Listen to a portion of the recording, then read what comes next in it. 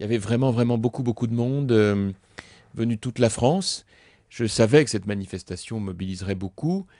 Et j'y ai vu vraiment des gens qui avaient d'abord envie de dire leur inquiétude, voilà, par rapport à une réforme dont beaucoup ne voient pas l'urgence, par rapport à une loi qui ne donne lieu à aucun débat, cette espèce d'impression que du jour au lendemain, du jour où c'est voté, ben voilà, il y aura par exemple la suppression de la référence à père et mère dans le Code civil, ce qui est quand même quelque chose d'assez fort, Mmh. puisque ce sera remplacé par le mot parent, puisque ce texte en fait va d'une certaine manière nier l'altérité sexuelle. Et il y a derrière ça quand même un vrai sujet de société qui m'amène à dire que ça doit être traité avec beaucoup de respect pour ceux qui sont pour comme pour ceux qui sont contre.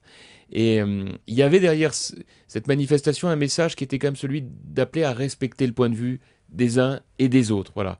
Aussi bien ceux Mmh. qui sont pour que ceux qui sont contre. Manifestation consistante, mais ça ne changera rien, dit-on du côté de Oui. l'Élysée en particulier. Ça veut dire quoi? D'abord, j'ai pas aimé ce mot consistant. C'est la première fois que je l'entendais pour parler d'une manifestation. Quand vous avez peut-être 500 000, 600 000 Françaises et Français qui vont manifester dans la rue, c'est énorme, un Ou dimanche. 340 000. Ouais, enfin bon, c'est le chiffre de la police, 340 000, donc Mhm. c'est forcément beaucoup plus.